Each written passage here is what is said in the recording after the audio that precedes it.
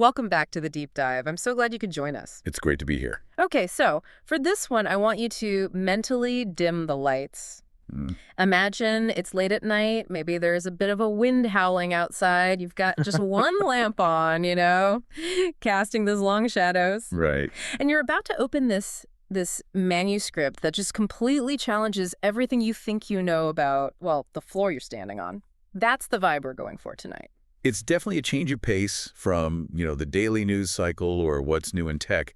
We're getting into the very structure of the universe. We really are. And specifically, the boundaries that hold it all together. Or maybe the lack of boundaries, as we're about to find out. Exactly. So get comfortable. We are doing a deep dive into session 114 of the Early Sessions, book 3 of the Seth Material. And just for the record, the date on this one is December 14th, 1964. A Monday night. Now, before we fall completely down the rabbit hole, I have to state this very clearly for the record. This podcast will be distributed free of charge on all major platforms for educational purposes. We're here to learn. And there is so much to learn in this one. I mean, our mission here is really to unpack a session that just blurs all the lines. It's physics, it's psychology, it's what people would call the paranormal. All in one. All in one. Yeah. We're going to explore how universes might connect and why our reality might just be a very, very elaborate form of camouflage. I love that word, camouflage. It's a great word. It makes it feel like we're all just hiding in plain sight, like my soul is some kind of secret agent. But before we get into the heavy stuff, I want to set the scene. I really think the atmosphere of these sessions is almost as important as the text itself. It grounds it. I completely agree. You can't separate the information from the way it was delivered. It's all part of the same package. So picture it. It's a Monday night, 9 p.m. We're in Elmira, New York in 1964. It's December, so it's cold. And Jane Roberts, the medium, is there with her husband, Rob. But she's not really Jane in that moment. The notes say her eyes get dark. Darker than usual. Yeah, darker than usual, and she takes her glasses off. And that's the signal, isn't it? For anyone who follows this material, that's the moment the shift happens. It's subtle, but it's specific. Right. And then her voice changes. Rob, who's just scribbling all this down by hand, he writes that her voice is stronger than usual, but the pacing is weird. Yeah. It's slow. Really, really slow. She's pacing the room. She's dissociated. It's just got this chilling, quiet intensity to it. It just highlights that this is not a lecture. Yeah, this isn't something you'd hear at a university. It's a physical event. It's an interaction with an altered state of consciousness, and the physical changes, the toll it takes, that's all part of the data. It's visceral. It gives me goosebumps just thinking about it. This slow pacing, dark-eyed figure just dropping cosmic secrets in her living room while her husband tries to keep up with a pen. It's so analog, but the content is so far beyond. Yeah. Okay, so let's get into those secrets. Seth opens with a statement that, honestly, it makes my brain hurt a little, but in a good way. Right. He just says there are no closed systems. And that's the foundation for the entire session. No closed systems. It sounds so simple, almost like a throwaway line. But if you really think about how we see the world... We think everything is a closed system. Exactly. Our universe, our own lives, we see them as these sealed boxes. This is my reality, that's yours. This is the physical world, and the spiritual world is, I don't know, somewhere else. Seth is just saying, nope, that's completely false. He calls everything a unit, right? Like, that's the term he uses. Yes, and he uses unit very broadly. A universe is a unit. An atom is a unit. You are a unit. And he says they might look closed from the inside. From our perspective. Right, from our perspective. But they are not. They're all open. Okay, so let's try to visualize this. It's like you're in a house, you lock the front door, you lock the back door, you close all the windows. You pull the shades down. Yeah, and you think, okay, I'm in a closed system, nothing gets in, nothing gets out. But that's not actually true, is it? Not at all. I mean, air is still coming in under the cracks in the door. Wi-Fi signals are passing right through the walls. Exactly. Radio waves are bouncing around. You are never, ever truly disconnected. Seth is saying our universe is that house. We think we're in this physical bubble, but there's a constant flow of energy, of air, coming in from other dimensions. That is both a comforting and a slightly terrifying thought. The walls have cracks. Or maybe the walls aren't really walls. Ventilation might be a better word. It's by design. It's necessary. I mean, if the house was truly airtight, you'd just suffocate. Okay, ventilation, I like that better. But here's where it gets really tricky, or just mind-bending. Seth says this connection, this ventilation, it's independent of time. And this is the part that really throws people. It's a crucial point. We think of connections happening on a timeline. I connect to you now. I send an email. You get it a second later. But Seth is saying this interrelationship connects all systems, past, present, and future, all at the same time. Okay, simultaneous time. This is a classic Seth concept, and every time I have to reset my brain to even try and grasp it. Well, think of it this way. We see time as a line, right? A leads to B leads to C. Yeah. The past is back there. The future is up there. It's linear. It's linear. Yeah. But Seth says that's the distortion. That's the camouflage. He's suggesting that all these systems, all these units, they all exist right now. So we aren't just connected to the universe next door spatially.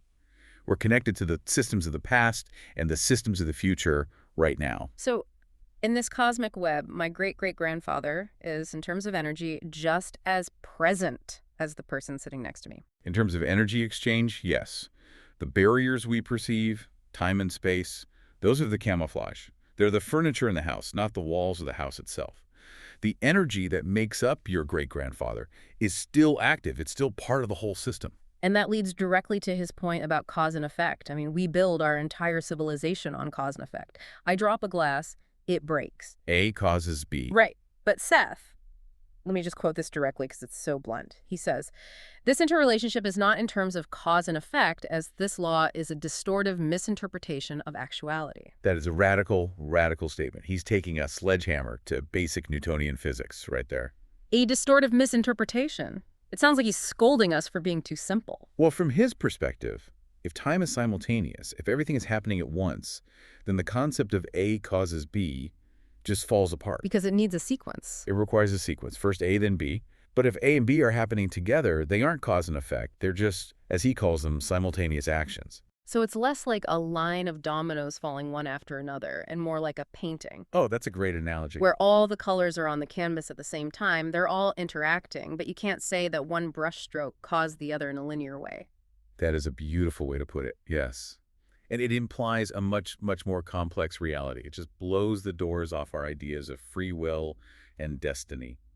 If you aren't just the sum of past causes, but you're interacting with a whole network of simultaneous events, then your potential for change is way bigger than we think. you're not locked into a sequence. It stops you from being a victim of your past, in a way. The past just becomes another system you're interacting with right now, and you can change that relationship. Wow. We could spend the whole time just on that.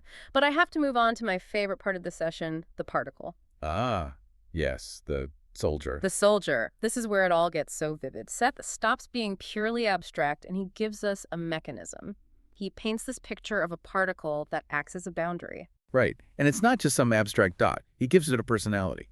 He says to imagine a soldier, and he's guarding a border between two countries, country A and country B. Okay, so this soldier is standing right on the line. But he's a strange creature, Seth says, because this soldier has two faces. Like Janus, the Roman god. Exactly like Janus. One face is looking into country A, the other is looking out toward country B. But here's the genius part of the analogy. This is what I love. The soldier is made of the stock, the DNA, the material of both countries. Yes. He says he would be composed of the stock of each country so that neither country could decipher any alienness within him. It's brilliant. To country A, this particle looks like one of their own. It fits in. To country B, it also looks like a native. It's the ultimate double agent. It's the perfect spy. It belongs everywhere and nowhere at the same time. And because of that dual nature, it can do two opposite jobs at once. It's a resistant force. It defines the boundary. It holds the wall up. Right, this is System A. But it's also a uniting force. It's the bridge. It's the thing that connects System A to System B. It's the connective tissue. So without these particles, the systems would either be totally cut off from each other. Which he says is impossible. Right. Or they just bleed into each other and become a big mess. The big soup. Yeah. This particle maintains the integrity of each system while also allowing for that essential flow between them. It's the gatekeeper, but it's also the gate itself. Seth gets a little sci-fi with it, too. He says these particles have both positive and negative ions inside them. And I have to ask the obvious question. Can we see these things? Are they, in my coffee right now? He does address that. He says they're smaller than small. Smaller than small. Great. Super helpful. Thanks, Seth. Chuckles. It's vague, I know. But he makes a prediction. He says that our scientific instruments will eventually detect them. Really? Yes. But And this is the important part. He says the scientists won't understand what they found.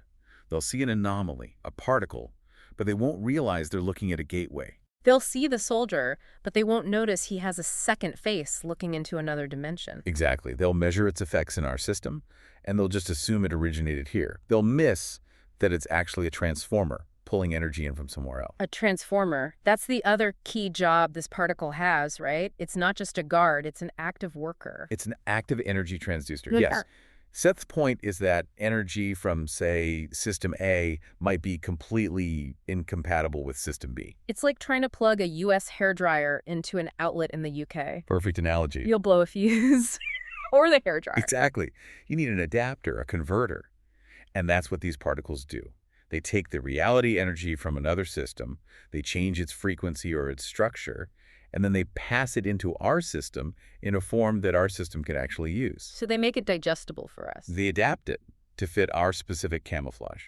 So without these little double agents, we'd basically be running on a closed battery, just winding down. Effectively, yes. Seth says no system can use all of its own energy. It needs this constant influx. The particles are the filters that make sure the air coming under the door is breathable for us. I'm just picturing this infinite network of two-faced soldiers passing buckets of energy back and forth across reality. It's such a wild image. But it raises the big question. Why? Why do all this? Why create these complex systems and borders and particles? Why not just have one big, uniform soup of energy? And that's where we get into the meaning of life part of the session. The easy stuff. The light reading. Seth has a term for it. He called it value fulfillment. Value fulfillment. Okay, that sounds a little like a corporate buzzword from a team building retreat. It does, but I promise it's deeper. I'm sure it is. He says, the urge and drive toward value fulfillment provides the spark for the initiation of any system or unit. In simple terms, consciousness, or all that is, wants to know itself. It wants to experience every possible version of existence. So it's not about surviving, it's about expression, creativity. It's about depth. Seth says systems don't really expand in what we call space. They expand in value fulfillment. They get richer, more complex, more aware.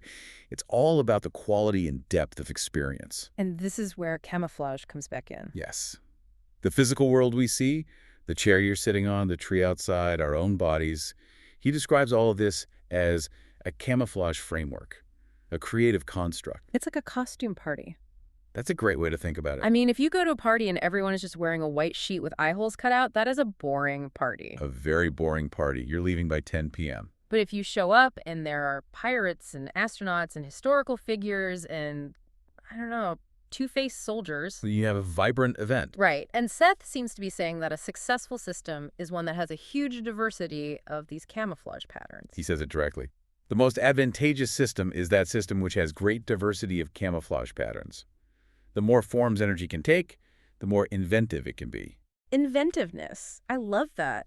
It makes the universe feel less like a machine and more like an artist. And if a certain line of creativity hits a dead end in one system, that energy isn't lost. It just flows through one of those particles into another system and tries on a different costume. So nothing is ever wasted. It just moves to a different stage. Exactly. Conservation of consciousness. No.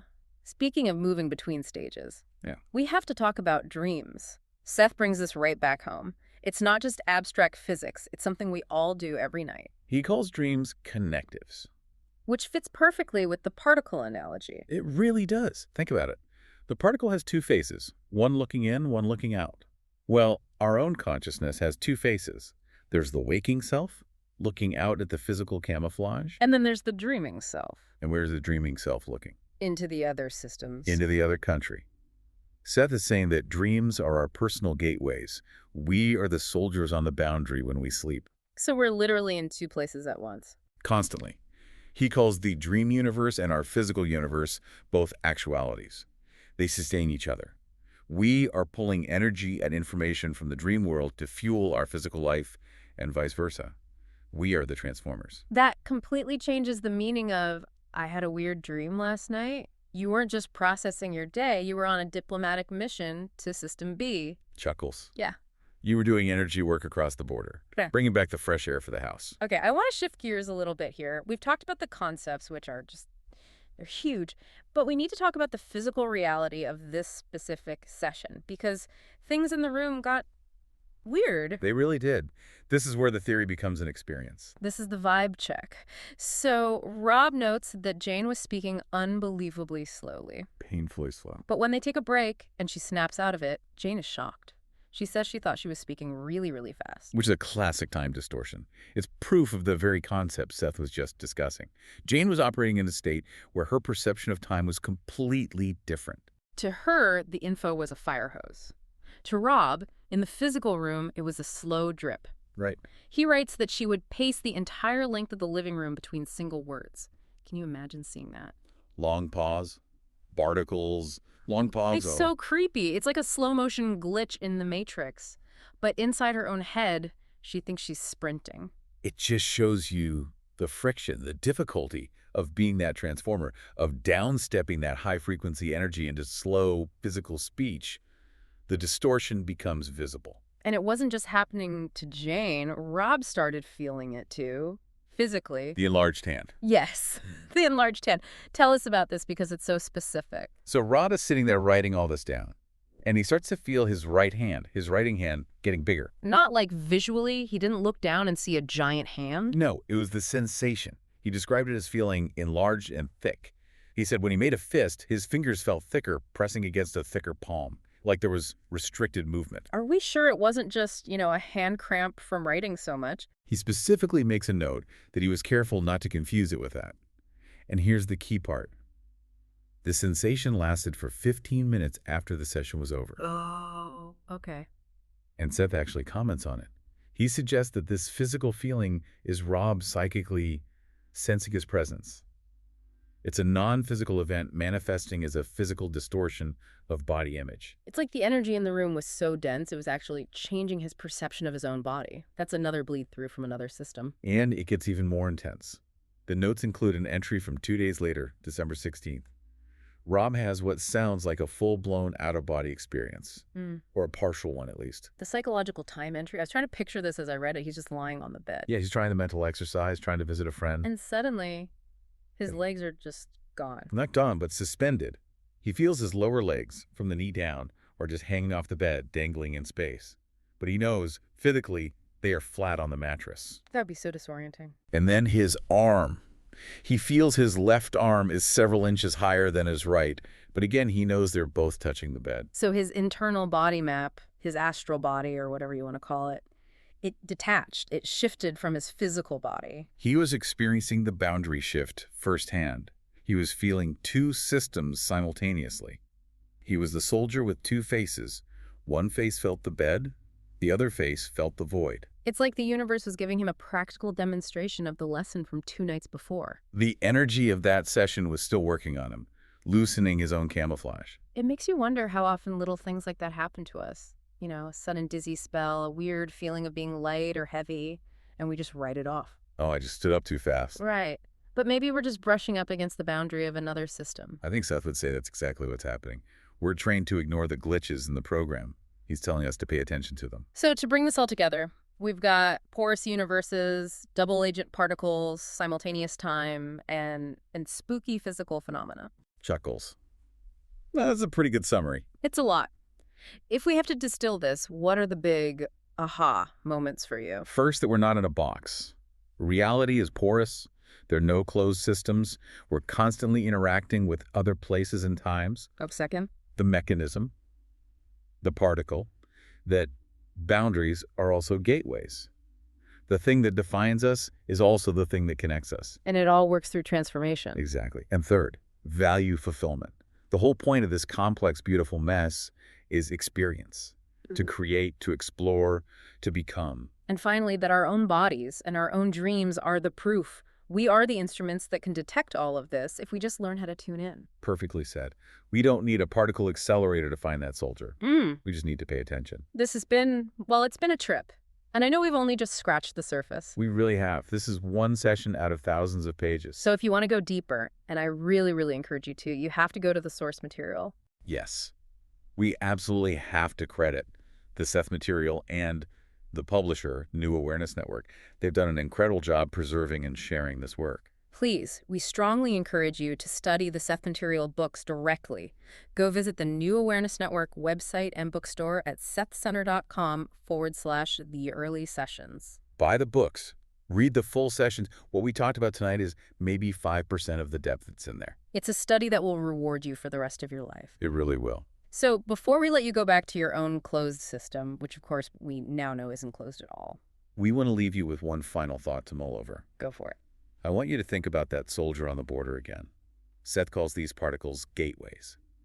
So if you think of yourself as a particle in the system of your own life, if you're standing on that boundary between your inner world and the outer world, what kind of energy are you translating right now? Ooh, that's a heavy one. Are you letting that fresh air in? Are you allowing new ideas, new dreams, new intuitions to flow through you and transform your reality? Or have you locked the doors? Or have you locked the doors and sealed the windows? Yeah. Are you being a wall or are you being a door?